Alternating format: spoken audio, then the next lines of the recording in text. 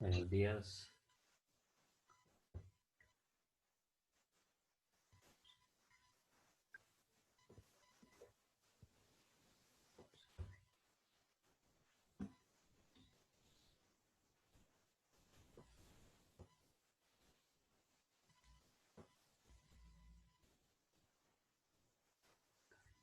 Buenos días para los que van llegando. Buenos días,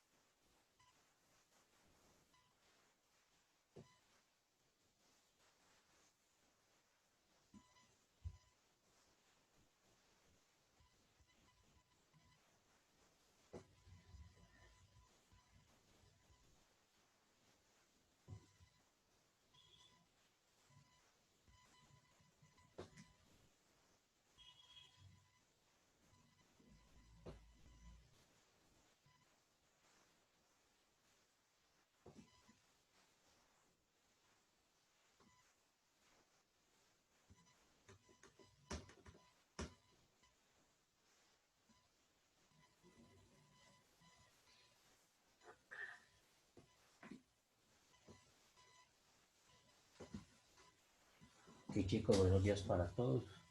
Vamos entonces a iniciar esta semana 7, continuando con la guía número 5 del tercer periodo. Entonces, la semana pasada quedamos en un experimento. Había que hacer una actividad respecto a ese experimento correspondiente a lo que es eh, soluciones electrolíticas y cuál de estas funcionan como un buen electrolito, según pues la conducción de electricidad. Entonces aquí vamos a...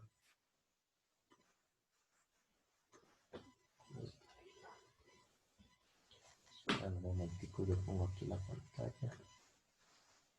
Ok, entonces vamos a responder estas preguntitas en base a ese experimento y a esa tareita que hicieron. Les recuerdo a los que todavía no han enviado estas actividades para que nos pongamos al día con esto. Ok. Espera un momentico que aquí hay gente todavía pidiendo ingreso.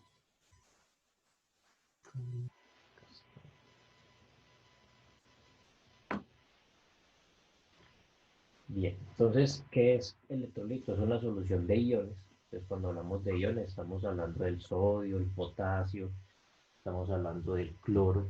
Son átomos que tienen una electronegatividad, bien sea positiva o negativa, recordando pues lo que vimos por allá en el segundo periodo. Entonces, es una solución de iones capaz de conducir corriente eléctrica. Es decir, que esta solución funciona cuando estas sales formadas por estos iones están diluidas en agua. ¿Listo? Entonces, son buenos conductores. Un electrolito que es buen conductor de electricidad debido a que se disocia por completo en la solución y su concentración aumenta, estamos hablando de electrolitos fuertes. ¿Cuál de esos electrolitos, los que estamos hablando del experimento de la clase pasada, eran electrolitos fuertes? ¿Cuál o cuáles? Agua y sal. El agua y la sal. Muy bien. ¿Y por qué la sal? ¿Qué contiene la sal? Cloruro y sodio. Contiene cloro y sodio. Entonces, esa era la única solución que funcionaba como un electrolito fuerte. Electrolito débil, aquí no ponen el título, pero yo lo estoy diciendo. El electrolito débil son los que conducen menos corriente, es decir, producen una corriente muy bajita, debido a una baja disociación y poca concentración en la solución. Es decir, aquí ya no estamos hablando de sales compuestas por iones, sino otro tipo de soluciones. Por ejemplo, son soluciones en las que no hay iones muy fuertes. ¿Cuáles eran ejemplos de esos electrolitos débiles? Agua con azúcar. El agua con azúcar, Agua con limón. el agua con limón es una, Y el jabón disuelto en agua. y el jabón disuelto en agua. Castillo. Y el jabón disuelto en agua, muy bien. Entonces, esas dos soluciones no eran sales, sino que eran unas soluciones que presentaban una baja conducción eléctrica debido a que sus componentes presentaban algunos iones, pero no iones débiles. Listo. Y por último, los que no son electrolitos es porque estos iones, no, o sea, al diluirse en agua, no se ionizan, es decir, son simplemente moléculas que se diluyen en el agua, pero no producen conducción de corriente. ¿Cuáles fueron esos casos? Agua con azúcar y agua sola. El agua con azúcar y el agua sola. Muy bien. Entonces ahí está resumido lo de la clase pasada. Vamos entonces a esta parte de acá. Bueno, aquí vemos una situación, de hecho se ve mucho en películas que están bañándose en una bañera y de pronto cogen un aparato eléctrico y si ese aparato eléctrico llega a caer por accidente a la bañera, podríamos llegar a tener un accidente fatal. Entonces, en esa situación se podría presentar un riesgo de electrofusión. ¿Por qué hay un riesgo en esta situación que se presenta en esta imagen?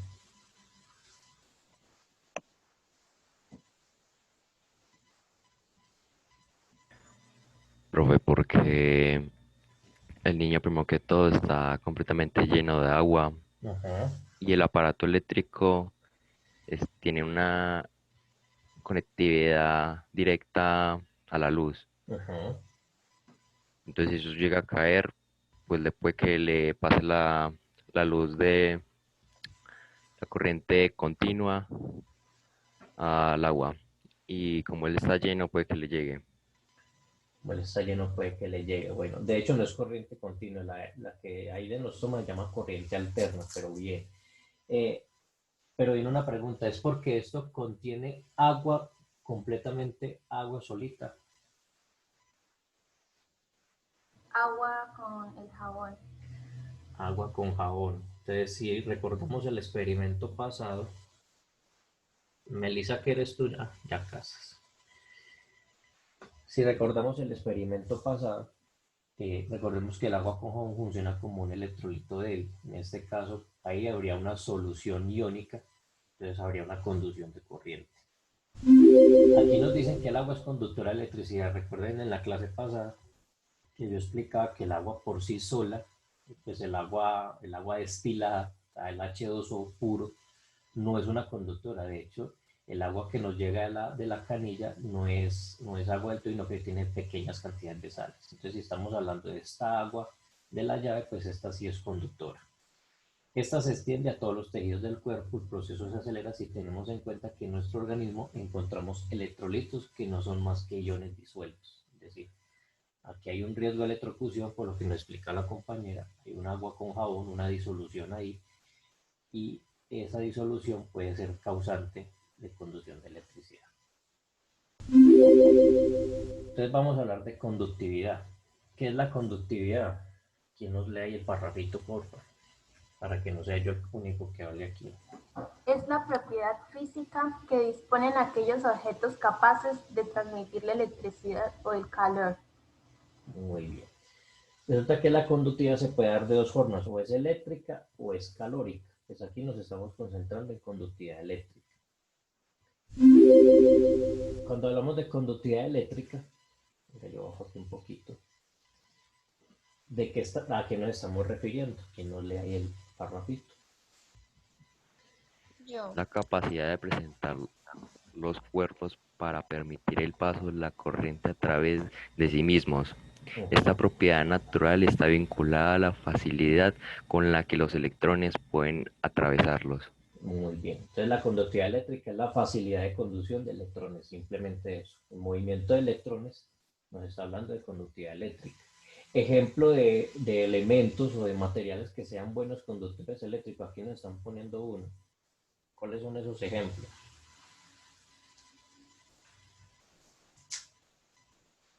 ¿Qué materiales conducen muy bien la corriente?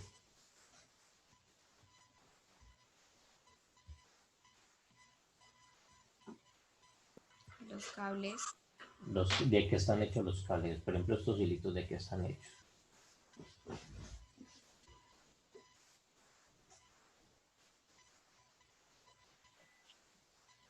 De cobre. De cobre, bien, Londoño Santiago. De cobre. De hecho, los metales, no solamente el cobre, casi que todos los metales son muy buenos conductores eléctricos. Entonces, vamos a encontrar que los cables están hechos de algún tipo de metal. Puede ser cobre, aluminio, hierro. Todos estos metales son buenos conductores. Bien. Conducción en una disolución acuosa. Cuando yo hablo de una disolución acuosa, estoy hablando de agua mezclada con algún tipo de sal. No necesariamente puede ser la sal de cocina, cualquier tipo de sal. Entonces, ¿qué es una disolución acuosa? ¿Quién nos lee ahí el parrafito? Está relacionada con la presencia de solutos iónicos en el disolvente, cuya disociación genera iones positivos y negativos capaces de transportar la corriente eléctrica a través de la solución. Muy bien. Entonces, cuando yo disuelvo una sal en agua, resulta que los iones se disocian, o sea, se separan, quedan iones positivos para un lado y iones negativos para un lado, para el otro lado, perdón. Entonces, esa disolución de esa sal produce la conducción de corriente eléctrica debido a esos iones que al disolverse en agua producen conducción eléctrica. Bien. Resulta que una disolución pues, contiene un soluto. ¿Qué es un soluto? ¿Quién nos lee ahí?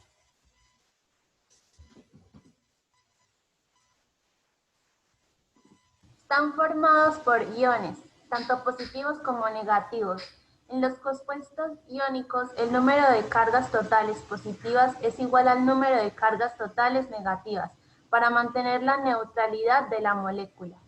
Muy bien. Entonces, cuando me están hablando de los solutos, me están hablando en sí de la sal. La sal como tal puede contener iones positivos y iones negativos. A esa sal se le conoce como soluto.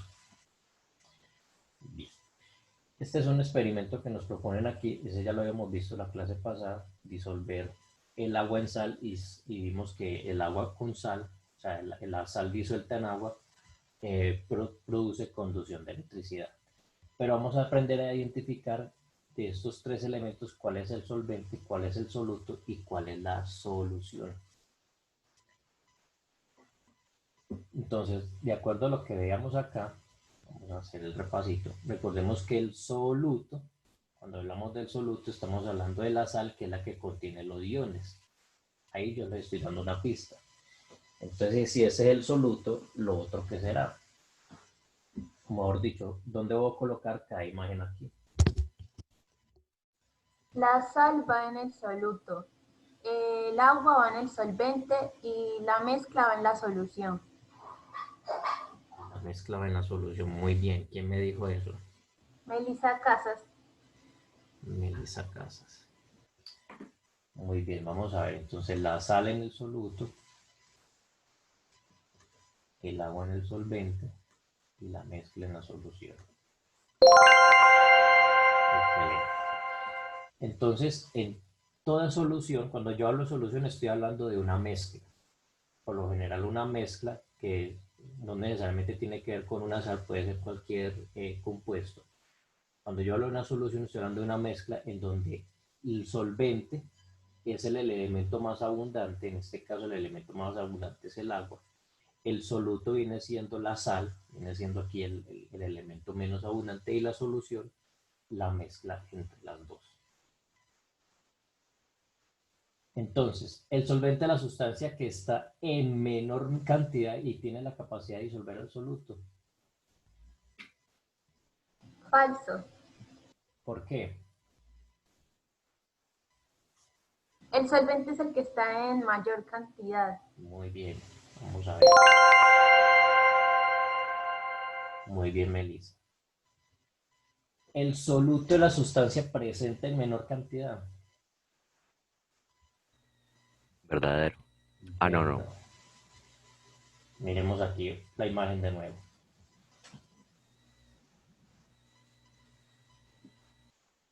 ¿Ya vieron la imagen?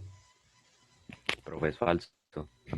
El soluto es la sustancia presente en menor cantidad. Verdadero. Verdadero. Pero cuando hablamos del soluto estamos hablando de la sal. La sal en este caso es la sustancia de menor cantidad. La disolución de cloruro de sodio en agua forma iones de sodio y cloro.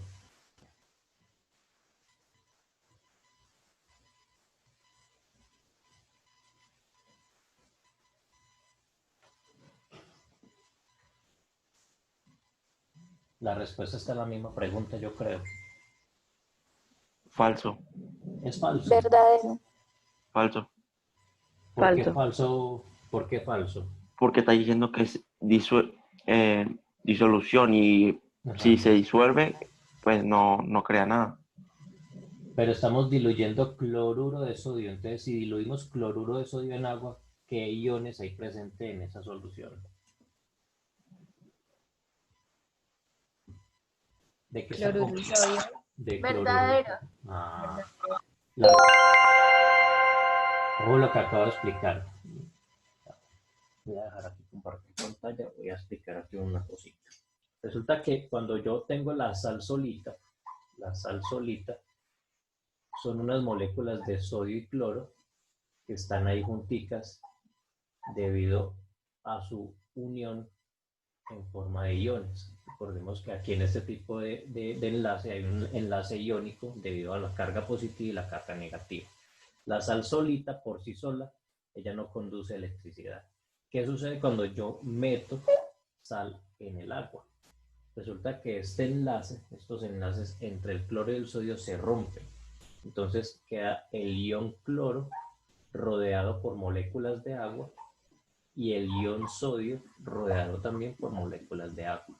Por eso se dice que está disuelta, porque al disolverse, toda la mezcla de agua con sal, o sea, no se va a notar cuál es el agua y cuál es la sal, porque tanto el ion cloro como el ion sodio queda disuelto en esa mezcla de agua. ¿Listo? Entonces, cuando yo hablo de una solución iónica, o sea, cuando estoy hablando de sales, en este caso la sal cloruro de sodio, queda diluida en forma de iones y cloro y sodio rodeado por agua. ¿Sí quedó claro? Sí. Ok. Vamos entonces por aquí. Entonces, los iones se expresan como anión sodio y catión cloro. Bueno, aquí les voy a ayudar un poquito. De pronto ese término anión y catión no lo hemos visto muy bien en clase. Resulta que a los aniones se les conocen como a las cargas negativas, y a los cationes se les conoce como las cargas positivas. Cuando yo hablo de cationes estoy hablando de elementos positivos, y cuando hablo de aniones estoy hablando de elementos negativos. En ese caso, ¿eso estaría correcto? Falso. No está correcto. Ahí sería al revés. El catión sería el sodio y el anión sería el cloro. ¿Listo? Bien, entonces vamos a ver aquí este videito.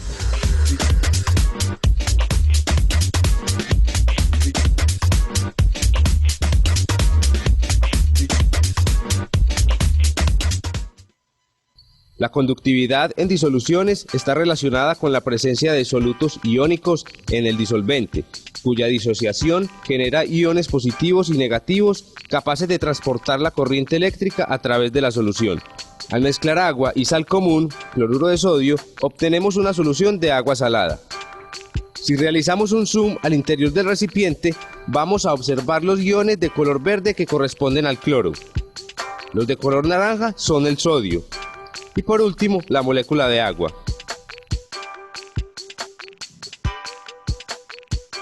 Ahora observamos cómo las moléculas del solvente rodean al ion cloro y al ion sodio.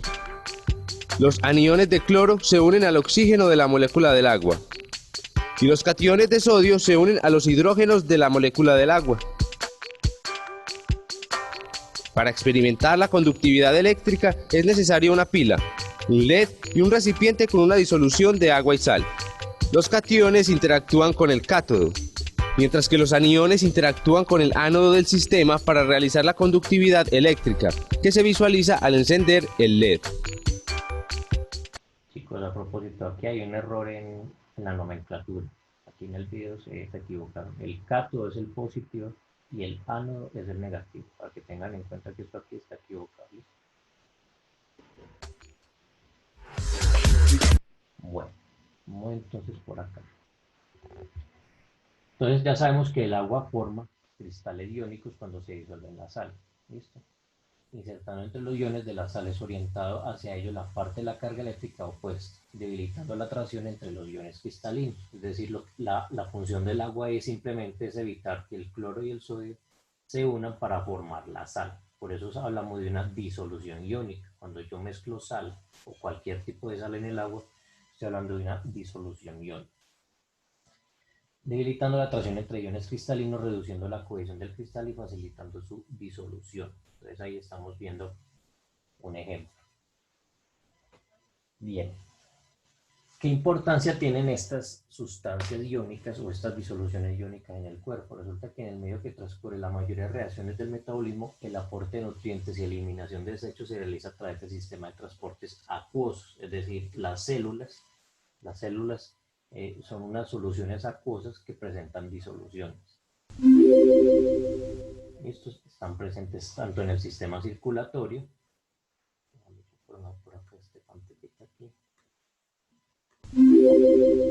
como en el sistema digestivo y el sistema excretor. Ahí vamos a encontrar este tipo de disoluciones. Bien. Resulta que nuestro cuerpo también tiene electrolitos. ¿Quién nos lee ese parrafito ahí para que yo no sea el único que hable? Los electrolitos son minerales que disueltos en agua se convierten en iones y adquieren la capacidad de conducir electricidad. Estos iones producen un impulso eléctrico que viaja por nuestro cuerpo. Un ejemplo de electrolito es el suero oral en el que se encuentran iones de sodio y cloro disueltos. Bien. Resulta que nuestro cuerpo tiene unos electrolitos, no solamente el cloruro de sodio, existen otro tipo de electrolitos. Aquí nos está mostrando, por ejemplo, el fluido sanguíneo con el citoplasma. En el citoplasma vamos a encontrar líquido interintestinal, líquido intravascular, otros tipos de líquidos como sales disueltas y líquido linfático. Estos son los elementos que vamos a encontrar en el citoplasma. Entonces, estos electrolitos entran y salen de las células transportando iones positivos y negativos, posibilitando las reacciones a nivel de la membrana celular y fuera de ella. Resulta que hay un proceso de intercambio de electrolitos.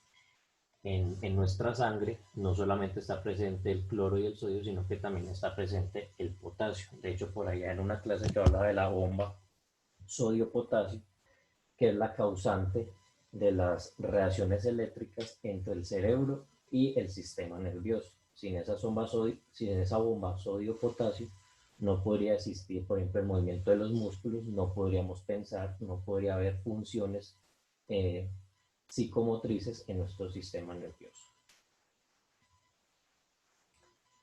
Bien, entonces aquí proponen una actividad en la que nos dicen debemos mirar que contiene una bolsita de suero oral. Pues yo no creo pues ahorita conveniente ponernos a comprar una bolsita de suero únicamente para este experimento, pero entonces yo aquí traje cuáles eran esos componentes. Traje uno de los sueros más comunes, el Pedialite, no sé si lo conocen, cuando uno está como malito del estómago, le dicen vaya tómese un Pedialite para reponer líquidos. Entonces aquí nos están nombrando esos elementos que contiene ese Pedialite. ¿Sí los alcanzan a leer? Sí. Bien. Resulta que el Pedialite contiene glucosa. Cuando yo hablo de glucosa estoy hablando de azúcar. Es azúcar natural. Y contiene estos tres elementos. Aquí estamos hablando de citrato de potasio, citrato de sodio y cloruro de sodio. Resulta que estos tres tienen una cosa en común. ¿Quién me adivina qué son esas tres cosas? ¿Qué es esa cosa en común que tienen esos tres elementos? ¿O qué son esos tres elementos? La sal, pues, no. Sí, Melissa, ¿qué estabas diciendo? ¿La qué? La sal. La sal. Resulta que estos tres elementos son la sal.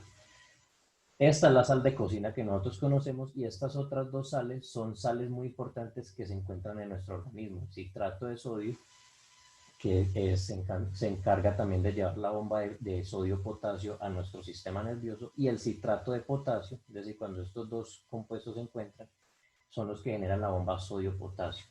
Recordemos que en nuestra sangre, si no existe el sodio y el potasio, nuestro sistema no podría funcionar. Es decir, se podría decir que estos dos iones son los causantes de la mayoría de las funciones de nuestro cuerpo. Es decir, que cuando nosotros nos dicen, vaya a tomar el Pedialite, es porque necesitamos reponer estas sales que son importantes para el funcionamiento de nuestro cuerpo. Bien.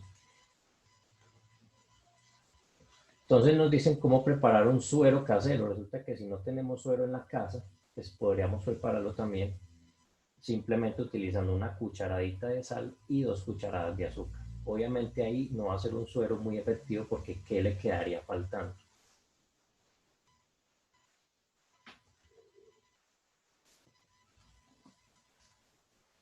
Por ejemplo, este suero casero que están haciendo aquí, ¿qué le quedaría faltando si lo comparamos con el suero normal?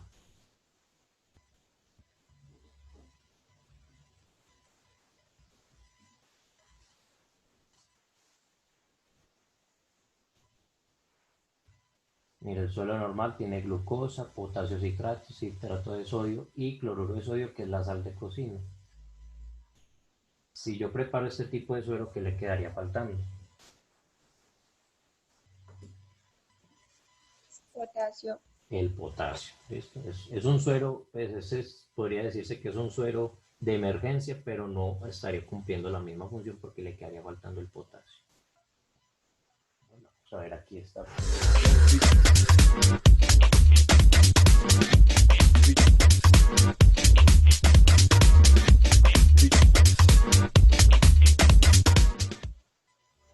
Los iones en disolución, como por ejemplo el suero, son indispensables en los procesos de los seres vivos, sobre todo en los mecanismos de transporte entre membranas celulares.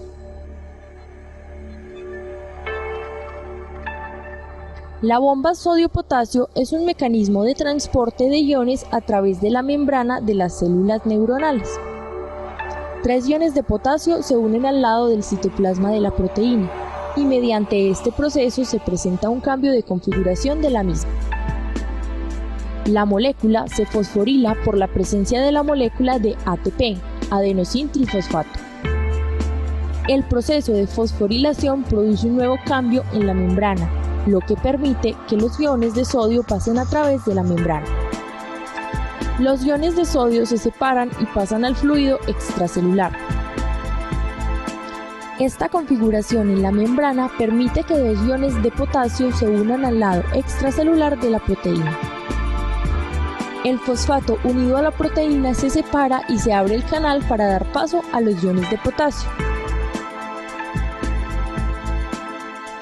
Los iones de potasio ingresan al citoplasma y la célula neuronal recupera su configuración inicial.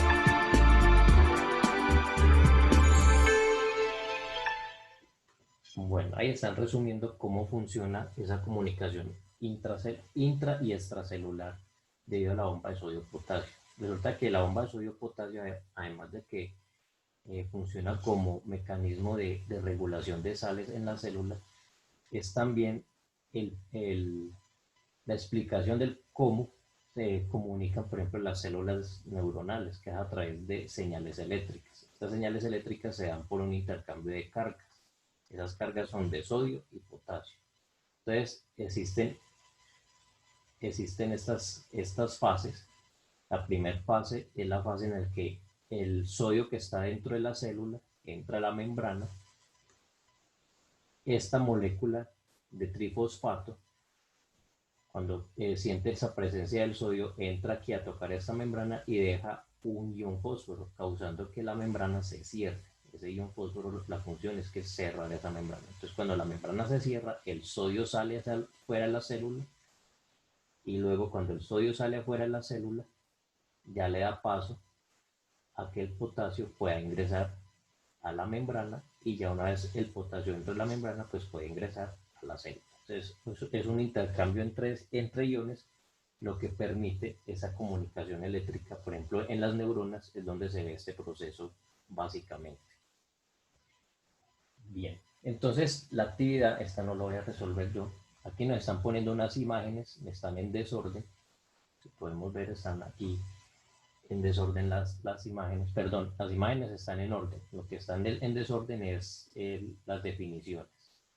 Entonces la tarea de esta semana va a ser acomodar estas definiciones a cada uno de estos procesos de la comunicación entre los iones de sodio-potasio en la comunicación celular.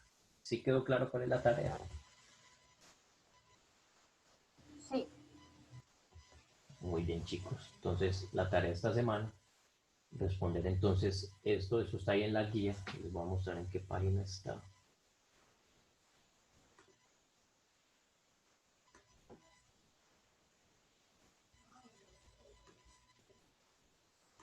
Está por acá.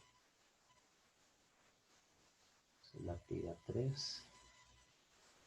Esta de acá. Entonces, en la actividad de la guía es unir con unas lineecitas.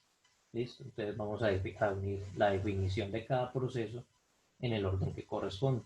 Recuerden que aquí el orden está según el video que observamos, desde la fase inicial en que está los iones de sodio hasta la fase final en que el potasio entra al citoplasma o fluido celular. ¿Listo? Entonces se debe unir cada imagen con la definición que corresponde. ¿Sí quedó claro cuál es la tarea? Esa está en la página número 12. ¿Listo? Sí, perfecto, claro. Muy bien. Bueno, chicos, entonces dejamos así por el día de hoy. Nos veríamos entonces la próxima semana. Recuerden que de esta guía van hasta el momento 2 tareitas. La primera tarea, el experimento de las soluciones electrolíticas. Había que llenar una tablita. Y el día de hoy la segunda tarea, que es la de la página 12, que es unir los procesos de la bomba del sodio-potasio, cómo funciona el proceso de comunicación de los iones en el citoplasma. ¿Listo? Esas serían entonces hasta el momento las 2 tareas de esta guía. ¿Alguna pregunta?